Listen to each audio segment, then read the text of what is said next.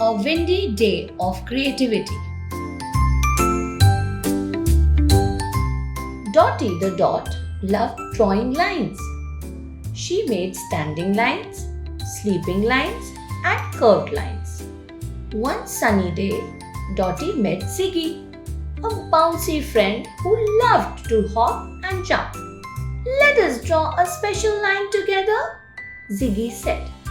Ziggy hopped up and down, and Dotty connected the points to make a magical zigzag line.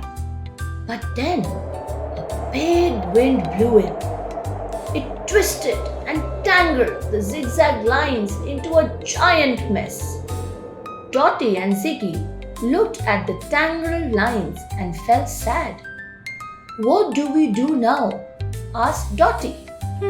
Ziggy thought for a moment. "Let's turn the tangled lines into something new," he said. They worked together, turning the twisted zigzags into pictures of mountains, waves, and stars. The messy zigzag lines became a beautiful artwork that made everyone smile. The wind saw the happy pictures and gently blew them across the sky for all to see.